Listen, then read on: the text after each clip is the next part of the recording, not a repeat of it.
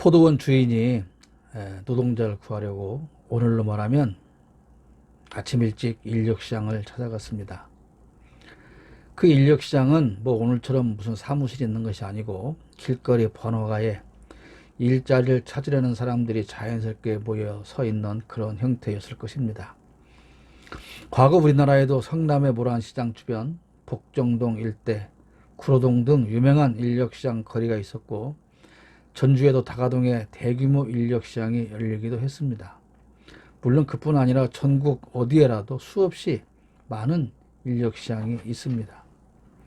저 역시 한때 인력시장을 통해서 일자리를 구하던 때가 있었기에 지금도 새벽에 출근하면서 미처 일자리를 구하지 못하고 길거리에 앉아서 진하게 담배 연기를 뿜어내는 그 사람들의 쓸쓸한 모습을 보는 마음이 참 안 좋기도 합니다.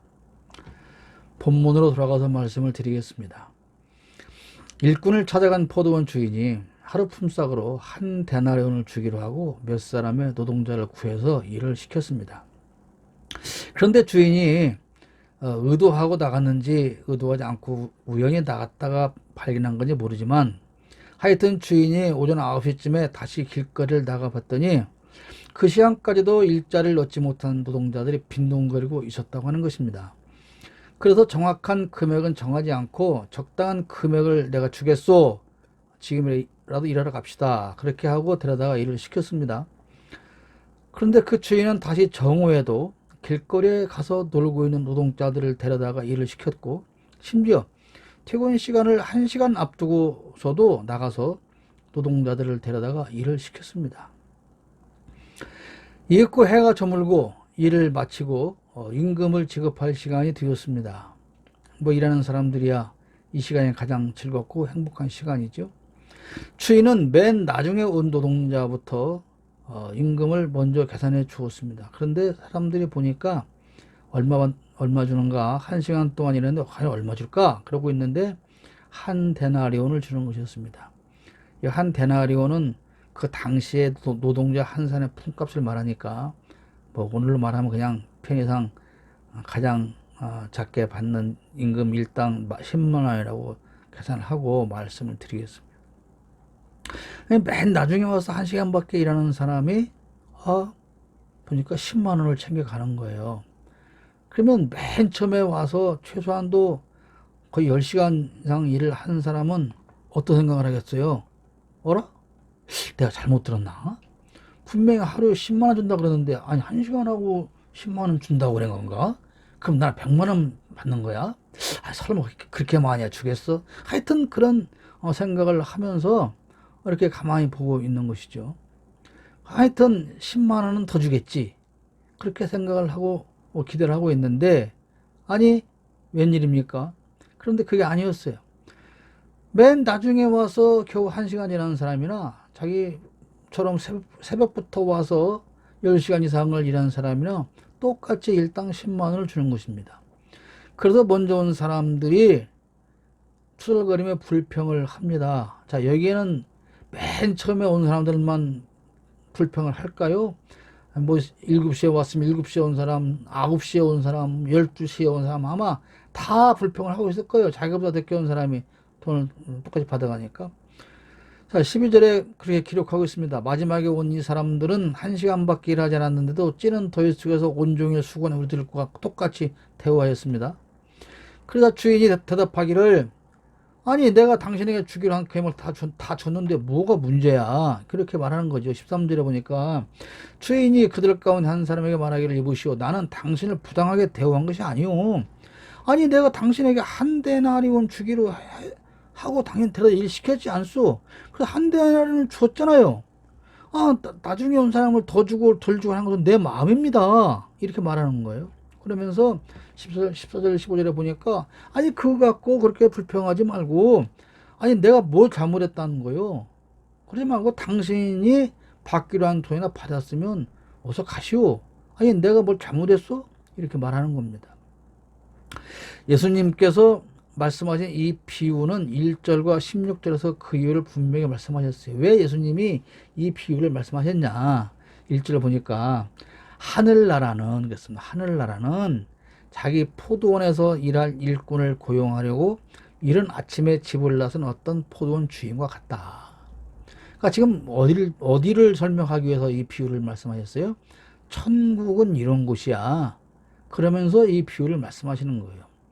그리고 그 비유 마지막에 16절에 이렇게 말씀하십니다. 이와 같이, 어떻게, 이와 같이가 뭐예요? 새벽부터 온 사람이나 늦게 온 사람이나 똑같이 일당을 받아가는 것 같이 꼴찌들이 첫째가 되고 첫째들이 꼴찌가 될 수 있는 곳이 천국이다. 그렇게 말씀을 하는 거죠. 그러니까 예수님의 이 비유 말씀은 먼저 왔든 늦게 왔든, 즉 먼저 예수를 믿었든 늦게 믿었든 천국에서의 대우는 차별 없이 똑같다. 그것을 지금 말씀하고 있는 거예요. 자, 이 이야기를 보면 분명히 주인이 잘못한 것이 없어요. 그죠? 주인이 잘못한 것이 없습니다. 그런데 우리 한번 생각해 보자고요. 왠지 불공정하다고 생각이 안 드십니까, 여러분은? 왠지 뭔가 불공정한 것 같죠?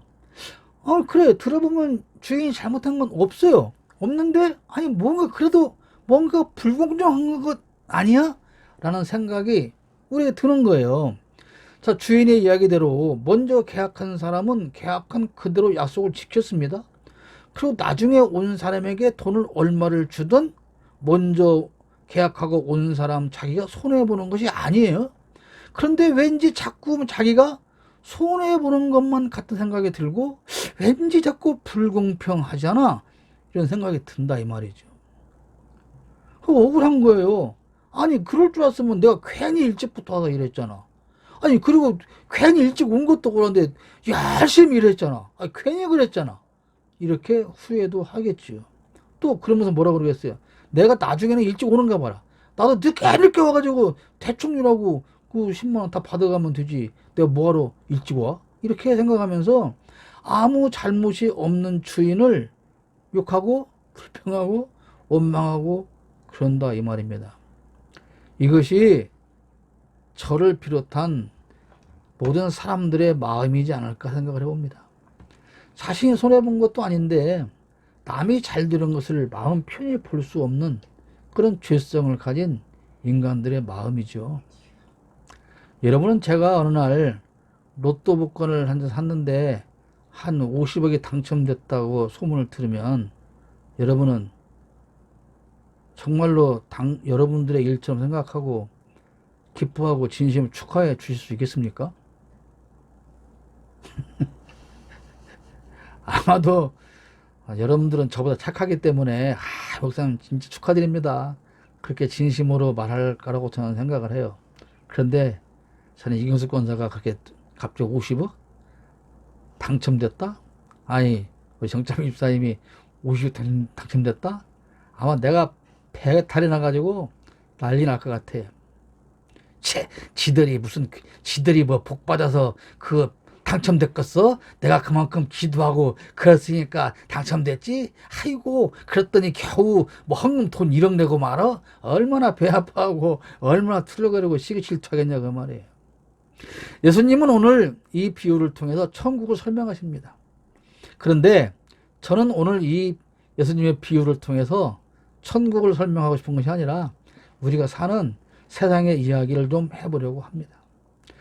우리가 잘 아는 대로 1997년 외환 위기를 겪으면서 우리나라에게 많은 변화가 찾아왔죠. 그중 하나가 평생 직장의 개념이 사라졌다는 것입니다. 그전에는 한번 취직하면 웬만한 일이 없이는 그 회사를 그만두지 않았습니다. 그리고 정년 퇴직할 때까지 한 직장에서 일하고 승진하고 그렇게 하면서 걱정 없이 한평생을 살았어요. 그런데 이 외환 위기가 오면서부터 이런 평생 직장 개념이 사라집니다. 우리가 기억에 남는 것들 있지 않습니까? 그때 그 제1은행이 문을 닫고 그 직원들 다 투출되면서 서로 껴안고 울며 하던 그런 것들이 생생하게 남아 있잖아요. 이런 개념이 사라졌어요. 왜 그러냐 하면 대개의 일자리가 정규직이 아니고 비정규직으로 바뀌어버렸기 때문에 그렇습니다. 그래서 한 직장을 다니면서도 수시로 재계약을 해야 돼요. 2년마다 계약해야 되거나 3년마다 계약해야 되거나 뭐 6개월 심지어 1개월 3개월 이렇게 계약을 하고 일을 시키다가 회사에서 아무 말도 안 하면 그냥 끝난 거죠. 자동으로 해고가 되는 겁니다. 그래서 규모가 큰 회사도 정규직은 몇 명 되지 않고 대부분 힘들고 어려운 일들은 비정규직, 임시직, 계약직이 다 감당하고 끊이지 않고 산재 사고가 오늘까지도 일어나고 있는 것을 우리가 보고 있지 않습니까? 문재인 정부가 출범하면서 문 대통령은 첫 번째로 뭘 약속했어요? 비정규직을 정규직으로 전환시키겠습니다. 그렇게 약속을 했어요. 근데 잘 됐습니까? 안 돼요. 그 지극히 일부를 제외하고 그 약속이 이루어지지 않았습니다. 그래서 비정규직 노동자들은 엄청난 희망을 품었다가 아니 차라리 말이나 하지 말지, 그리고 더 실망하는 결과를 초래하게 되었고 이 정부는 점수를 잃어버렸어요. 그래서 정권을 바꿔야 된다. 지금 이렇게 돼가고 있는 거 아닙니까? 그러면 비정규직을 정규직으로 전환시키지 못하는 가장 큰 이유가 뭡니까? 그 이유는 두 가지가 있어요. 첫째는 같은 회사 소속인 정규직들이 반대를 하는 거예요. 그 다음에는 회사가 반대를 하죠. 왜? 정규직으로 다 채용하면 월급이 많이 나가니까. 뭐 회사의 입장에서 정규직으로 바꿔주는 것을 반대하는 것은 어쩌면 당연한지도 모르겠어요. 당연하다는 얘기는 아니에요. 회사 입장에서 보면 그럴 수도 있을지 모르겠지만, 아니 그렇다면 같은 노동자인데 정규직은 왜 비정규직이 정규직이 되는 것을 반대하냐 그 말이에요. 그 이야기가 오늘 본문의 이야기입니다.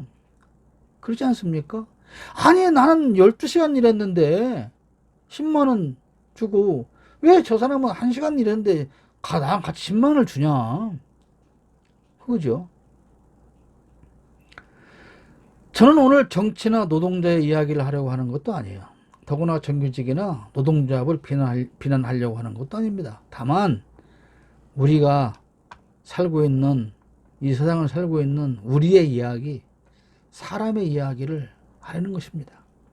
자, 정규직으로 취직하기 위해서 학원을 전전하며 제대로 된 밥도 먹지 못하고 잠도 자지 못하고 공부해서 겨우 합격해서 정규직 일자를 얻습니다. 어저께 우리 작은 녀석이 카톡을 하는 중에 8월 5일날 고향 킨텍스에서 국가직 면접을 본답니다. 잘 갔다 와라 그랬더니 답이 뭔지 아세요?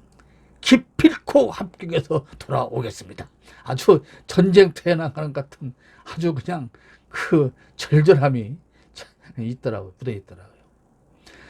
그렇게 정규직으로 일자리 하는 업계에서 얼마나 많은 청년들이 학원가를 전전하고 부모한테 돈 받는 것이 미안해서 컵밥을 사 먹고 그 고시원에서 쪼그리고 잠을 자고 이렇게 해서 겨우 해서 합격해서 공무원이 되는 거예요. 그런데 어느 날 보니까 그런 과정도 거치지 않고 그냥 비정규직 일하는 사람들이 자기들이 하는 그런 고생과 수고를 겪지 않고 어느 날 보니까 같은 대우를 생겼다는 거예요. 그러니까 그것을 보면서 아니 세상이 왜 이렇게 불공평해? 요즘 유행하는 말로 테스형 세상이 왜 이렇게 불공평한 거야? 이렇게 불공정하다고 생각을 하게 되는 것이죠. 아무리 생각해도 다른 비정규직이 정규직으로 전환된다고 해서 본래의 정규직이 손해볼 일은 없어요. 그렇잖아요. 그런데도 정규직인 자기가 왠지 손해보는 것 같고 불공정해요. 그래서 억울한 거예요. 있을 수가 없는 일이 지금 벌어지겠다고 분노하고 있는 거예요. 그래서 정규직은 정규직대로 정부를 향해서 불공정한 정부다. 내가 니네 다음 선거 때 찍어주는가 봐라. 이러고 있는 거예요. 그런데 비정규직은 또 비정규직대로 아니 이렇게 불공정하냐. 똑같이 일하는데 왜 우리는 프레접하고 왜 우리는 월급 조금 주냐. 왜 약속을 안 지켜주냐. 내가 다음 선거 때 니네 찍어주는가 봐라. 서로가 이러고 있다 이 말입니다. 서로 사람은 다 그래요. 누군가 나보다 더 쉽게 무엇을 얻는다고 생각하면 화가 나는 거예요. 여러분 오늘 설교 제목이 사촌이 땅을 사면 배 아프다. 이게 무슨 뜻인 줄 아세요? 옛날에는 다 이 농경 시대에 한 울타리에 살 때 사촌이 한 집에 살죠. 할아버지, 그 다음에 큰아빠, 작은아빠, 그 다음에 사촌 형들 해서 한 집에 사는 거예요. 다 농사 짓고 품팔고. 그런데, 어느 날 보니까 사촌 형이 나랑 똑같이 고생하고 사는데, 사촌 형은 논을 산 거예요. 그럼 어떻게 돼? 형 축하해. 그러던데, 배가 아파 죽겠는 거예요, 지금. 아니, 뭐야, 지금. 우리는 똑같이 고생하고 똑같이 이렇게 했는데, 왜, 어떻게 저 형은 나보다 먼저 돈을 샀지? 배가 아픈 거예요. 그러면 먼저 돈을 살 수 있는 그 형은 그만한 이유가 있을 거 아닙니까? 뭐 밥을 먹으면, 밥 먹을 때 안 먹었다든지, 안 입었다든지, 더 일을 했다든지. 그런데 그 노력은 인정하지 않고 자기보다 먼저 돈 산 것을 배합하는 것이죠. 그게 사람인 것입니다. 오늘 비유 말씀을 노동자의 처지에서 보면 분명히 불공정하다 생각될 부분이 있어요. 저 같아도 그럴 것 같아요. 저 같아도. 아니, 새벽 6시부터 가서 일을 했어요. 뭐 10만 원 받기로 했어. 근데 나중에 늦게 와가지고 그 사람 10만 원을 주네. 그러면 나 같아도 주인한테 따질 것 같아요. 아니, 뭐 좀 그렇잖아요. 아니, 내가 뭐 잘못했는데, 아니, 뭐, 그래도 그렇지. 뭐, 하여튼, 이 상쾌한 마음으로 집에 갈 수 없을 것 같지 않냐, 그 말이에요. 그런데, 자, 우리 발성의 전환을 통해서 이 생각을 바꿔서 포도원 주인의 입장으로 한번 들어가 보자, 그 말이에요. 포도원 주인의 입장을 한번 들여다보자. 자, 이른 아침에 인력시장에 가서 자기네 포도원에 필요한 사람들을 뭐 10명이든 5명이든 데려다가 일을 시킵니다. 오늘 당신들 어서 일하면 하루 일당에 10만 원입니다. 예, 고맙습니다. 이렇게 하고 와서 일을 하고 있어요.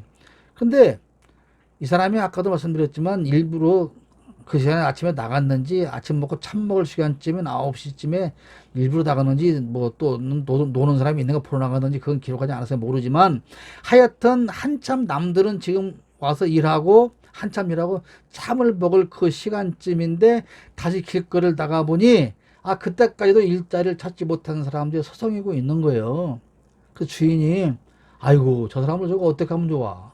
새벽밥 먹고 와서 일해서 일당 벌어다가 가족들을 먹여 살리려고 이렇게 나왔는데 세상에 일자리 없으니까 못 가고 있네. 아이고 어떡하냐. 좀 너무 마음이 아프다. 그래서 여보시오 지금이라도 가서 우리 포도원 가서 일하실랍니까? 그러니까 그래요? 그럼 얼마 줄 건데요? 그랬을 거 아니에요. 그러니까 내가 서운하지 않게 줄 테니 가서 일합시다. 그렇게다가 일을 시키고 있단 말이에요.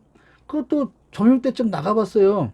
점심에 나가봤더니 아직도 일자리를 못 구한 사람들이 있는 거예요. 그래서 똑같이 그런 식으로 또 얘기를 해서 얼마 줄 건데요? 아니, 지금 가서 반절밖에 일을 못하면 돈 조금 줄 거 아니에요. 하여튼 내가 서운하지 않게 줄 테니 갑시다. 그렇게 시켰어요. 5시 일 끝나기 1시간 전에도 나가보니까 여전히 일자리를 얻지 못하는 사람들이 있는 거예요. 그 사람 보니까 큰일 났어요. 세상에 오늘 일당을 벌어야 그 집 가족 하다못해 라면이라도 쌀이라도 사다가 온 가족이 먹을 텐데 이제 1시간만 있으면 일이 끝나는데 이 시간까지 일자리 없어 저렇게 하고 있으니 저 사람 오늘 집에 가서 온 가지 다 굶게 생겼는데 이거 어떻게 하면 좋으냐. 너무 마음이 아픈 거예요. 그래서 그 사람을 데려다가 일을 시켰어요. 그리고 일당을 주었어요. 그러면 이 주인이 얼마나 멋있는 사람이에요. 그렇잖아요? 얼마나 멋있고 아름다운 사람이야 그 말입니다. 얼마 전에도 우리나라에서 내년 최저임금을 협상을 했는데 다 난리 아닙니까? 노동자도 반대, 뭐 사용자도 반대예요. 그럼 자, 최저임금은 뭐예요? 최저임금은 주는 사람 입장에서는 이것만 주면 되는 거야. 내가 너한테 이것만 주면 돼. 알았어? 네가 아무리 힘들게 일을 해도 나는 너한테 이것만 주면 되는 거야. 그 최저임금이냐? 아니면 내가 너한테 최소한 이만큼은 주어야 네가 먹고 살지. 라고 하는 의미의 최저임금이냐 그 말이에요. 그래서 사람들은 뭐예요? 주는 사람들은 이것만 주면 되는데 이것도 아까워 다 못 줘. 받는 사람은 뭐예요? 아무리 안 줘도 이것만큼은 저한테 줘야 되는 겁니다. 그래야 제가 먹고 살아요. 라고 하는 것이 최저임금 아닙니까? 근데 주는 사람 입장에서는 그것도 아까운 거죠. 너는 그것도 아까워. 그리고 내가 최저임금만 채워주면 내가 할 일 다 하는 거야. 그 다음 내 마음대로 해도 돼. 그렇게 생각하고 살아가는 것이 이 세상이 아니냐 그 말입니다. 그 결론을 먼저 말씀드리면 최소한 예수 믿는 사람이라면 그러지는 말아야 한다는 얘기를 하고 싶어서 오늘 이 말씀을 드리는 거예요. 일을 시키는 주인의 이득을 따지는 것이 아니라 순전히 어렵게 사는 노동자의 처지를 고려한 것입니다. 제가 뭐 요즘에 그렇지만 제 전에 일을 할 때는 제 청목하우징 그 아는 사람들은 야 청목하우징에서 일꾼 5명 오래 그러면 정말로 서로 가려고 싸웠습니다. 왜냐하면 거기는 일 끝나면 그제서 바로 돈을 줘. 그리고 절대로 남일보다 조금 주지 않고 돈 10,000원이라도 더 줘. 그렇게 소문이 나니까 서로가 와서 일도 더 열심히 하는 거예요. 그러면 그렇게 대우를 해주면 오늘 본문에 나오는 이 비유에 나오는 이 주인은 칭찬받아야 됩니까? 비난받아야 됩니까? 당연히 칭찬을 받아야 할 사람이에요. 그런데 사람들로부터 오히려 불공정하다는 비난을 받고 있는 것이죠. 자, 요즘 정치판에 재밌는 일이 많이 있지 않습니까? 정치판에서 가장 많이 나오는 말이 뭐예요? 내로남불이라는 것이죠. 이거 뭐 우리나라 말도 아니에요. 어법도 맞지도 않는 말이고. 그런데 이 말이 넘쳐나고 있죠. 그런데 더 중요한 것은 어디 이 세상에 사는 사람치고 내로남불하지 않는 사람이 하나도 있냐 그 말이에요. 자, 우리가 부모로서 아이들한테 너 이거 잘못됐고 이래갖고 예를 들어서 이런 겁니다. 너 도대체 너는 왜 게임만 해라고 공부를 안 냐? 그러면 애가 뭐라고 할까요? 속으로 아이고 그런 엄마는 드라마만 보이라고 밥도 제 시간 안 챙겨주더만. 그 말이 뭡니까? 왜 엄마는 내로남불하는 거야? 그 말인 거죠. 이 내로남불은 모두에게 다 적용되는 말이에요. 남들은 왜 그렇게 내로남불 하느냐고 난리치는 그 자신이 역시 내로남불하고 있는 거 아닙니까? 요즘 선거철이죠. 많이 하는 말이 뭐예요? 검증이라는 말과 네거티브라는 말이에요. 남을 비난하면서 하는 말은 나는 저 사람 검증하는 겁니다. 그렇게 말하고 다른 사람이 나를 검증하면 네거티브 하지 말라니까요. 이렇게 말하고 살아가는 것이 이 세상이 아닙니까? 사람에게 공정의 기준은 자신이에요. 자신만이 공정하고 다른 사람은 다 불공정하다고 생각을 합니다. 뭐 이 설교 시간에 특정인을 얘기할 필요는 없겠지만 우리가 보지 않습니까? 검찰 출신, 총장 출신에 누가 더 공정한가는 다 알잖아요. 우리가 그런 사람들을 얼마든지 세상에 보면 살아가고 있어요. 국민 대다수가 불공정하다고 판단하는 정치인들이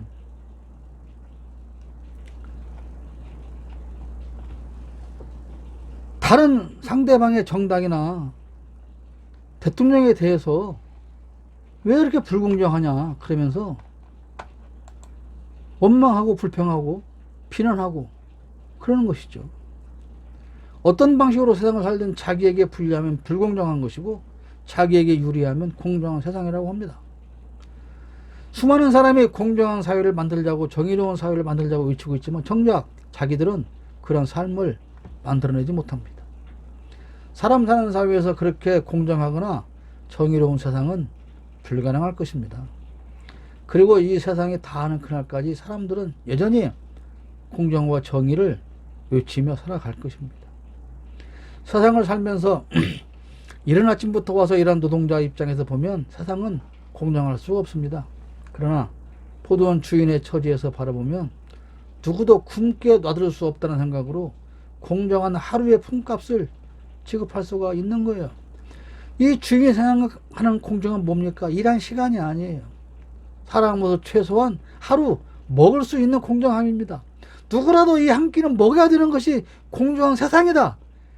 그러니까 공정의 가치와 기준이 다른 겁니다. 누구도 굶게 둘 수 없다는 생각에서 나오는 공정한 하루의 품값, 그것이 기독교 정신입니다. 예수 정신입니다. 적어도 기독교 정신을 기반으로 운영하는 회사라면, 그 대표라면 이런 정신을 가지고 노동자들을 대우해줘야 됩니다. 만약에 가장 먼저 와서 일한 노동자부터 임금을 주었어요. 보니까 늦게 1시간 전에 온 사람, 일 끝날 1시간 전에 온 사람이 보니까 아침에 온 사람을 10만 원 줘요. 그러면 그 사람이 지금 막 계산할 거 아니에요. 아, 저 사람 10만 원, 하루 종일 한 사람 10만 원이면 나는 반절 아니지. 반절 줄래나? 3분의 1 아니야. 그러면 10분의 1 줄 아니야. 10분의 1 주면 그거 너무 적은 거 아니야? 막 계산하고 있을 거 아니에요. 그런데 주인이 일찍 온 사람은 10만 원 주고 1시간 전에 온 사람은 10,000원만 줬어요. 그러면 그 10,000원 받은 사람이 주인들을 공정하다고 생각할까요? 안 할까요? 에? 여러분 같으면 공정하다고 하겠어요? 안 하겠어요? 아마 안 할 거예요. 아니, 왜 나는 10,000원밖에 안 줍니까? 아니, 당신은 1시간밖에 안 했잖아. 아니, 그래도 그렇지. 내가 아무리 늦게 와서도 그렇지. 그때 이렇게 조금만 주는 것은 불공정하지 않아요? 라고 또 항변을 할 것이다. 그 말이죠. 사람 사는 세상은 공정할 수가 없어요. 누구도 공정한 세상을 만들지 못합니다. 노력해서 아주 조금 더 공정하게 만들 수 있을지는 몰라요. 공정한 세상을 만들겠다고 하는 것이 내년도 선거의 어떤 그 위치 아닙니까? 그런데 우리가 볼 때 누가 대통령이 되면 좀 더 공정해질 거라고 믿는 사람이 있다 할지라도 그 사람이 이룰 수 있는 공정은 눈꽃만큼의 공정일 수밖에 없는 것입니다. 여전히 세상은 불공정할 수밖에 없는 것이죠. 그래서 뭐가 필요합니까? 그래서 이 땅에 교회가 필요한 거예요. 하나님의 정의로움과 공의로움을 이 세상에 실현하고 살도록 하기 위해서 만든 것이 뭐예요? 그것이 교회입니다. 그 일을 교회가 해야 돼요. 그런데 교회가 하고 있습니까? 세상이 하지 못하는 공정한 사회를 만들어가야 할 책임이 교회에 있는데 안타깝게도 교회가 더 세상보다 불공정한 세상이 되어버렸다 그 말입니다. 오늘 본문의 이 비유를 말씀하신 예수님은 12제자를 데리고 예루살렘으로 가시면서 십자가의 고난을 예고하고 있어요. 자, 오늘 본문 말씀 첫 번째 1절이 뭐예요? 예수님께서 천국을 설명하라고 이 비유를 말씀하셨다 그랬잖아요. 그 비유를 다 말씀하시면서 계속 길을 가는 거예요. 그러면서 예수님이 내가 이렇게 고난을 당하고 죽었다가 3일 만에 부활할 거라고 설명을 하십니다. 그 얘기를 듣던 제자들 사이에서 논쟁이 벌어졌어요. 싸움이 벌어졌어요. 그렇다면 천국에 가면 누가 예수님 가장 가까이 앉을 것이냐, 누가 더 높은 자리에 앉을 것이냐, 그것이 28절의 말씀입니다.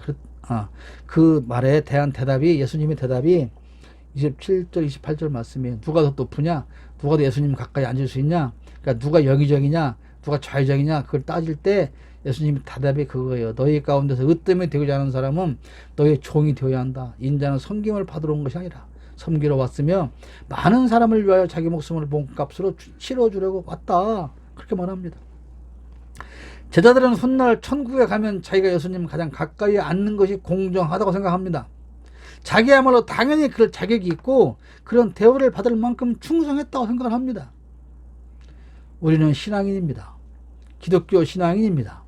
그렇다면 이제 우리는 포도원에서 일하는 일꾼의 눈으로 세상을 볼 것이 아니라 불쌍한 일꾼들과 가족을 위해서 일자리를 제공하고 차별 없이 임금을 지급하는 포도원 주인의 눈을 갖고 세상을 보고 사람을 봐야 합니다. 어려움 당한 이웃을 위해서 얼마든지 우리가 같이 슬퍼하고 아파할 수 있어요. 아무리 나쁜 사람도 누가 불행한 일을 당해서 울고 있으면 같이 울어줄 수 있습니다. 그런데 그보다 더 중요한 것은 아까 말씀드린 것처럼 내 이웃이 어느 날 상상할 수 없는 좋은 일이 생겼을 때 배 아파하고 시기하고 질투하지 않고 모함하지 않고 진실한 마음으로 그것을 기뻐해주고 축하해주는 것이 진정한 사랑입니다. 같이 슬퍼질 수 있어요. 그 분위기에 젖어갈 수 있어요. 그러나 진짜로 배 아파하지 않고 같이 어렵게 살았는데 사촌이 먼저 땅을 샀을 때 배 아파하지 않고 진짜로 기뻐질 수 있는 그러한 마음이 진짜 사랑하는 마음이다. 그런 말씀입니다. 그것이 바로 진정으로 이웃을 내 몸처럼 사랑하는 사랑입니다. 내 이웃의 잘림을 배 아파하지 맙시다.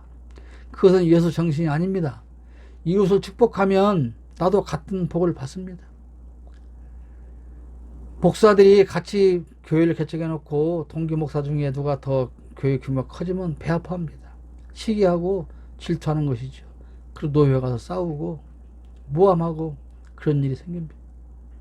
여러분, 만약에 가장 이른 시간에 와서 일하는 사람이 주인의 깊은 뜻을 이해하고 말하기를, 야, 진짜 저분 훌륭한 사람이다. 오늘 내가 포도농가 일했는데 그거 진짜 훌륭하더라. 밥 굽는 사람이 없도록 하기 위해서 세상에 일 끝나기 1시간 전에 데리고 온 사람도 똑같이 일당을 주더라. 얼마나 멋있는 사람이냐. 그래 칭찬하고 소문내고 다녔다면 아마도 주인은 다음에 일꾼이 필요할 때 그 사람을 맨 먼저 부르지 않겠습니까? 그렇게 사는 것이 그리스도인의 삶이어야 한다는 것입니다. 우리는 주님으로부터 맨 나중에 온 일꾼과 같은 대접을 받았어요. 우리는 먼저 온 일꾼이 아닙니다. 맨 먼저 온 일꾼은 누구예요? 이스라엘입니다. 우리는 맨 나중에 온 일꾼이에요. 불쌍해서 그냥 놔두고 보니까 너무 불쌍해서 1시간 전에 우리를 불러왔어요. 그런데 똑같은 대접을 지금 하나님은 우리에게 해주고 계시는 겁니다. 그렇다면 이제 우리는 포도원 주인의 눈으로 세상을 보면서 우리의 이웃을 사랑하고 이 포도원 주인의 눈으로 예수 그리스도의 눈으로 사랑해야 될 줄로 믿습니다.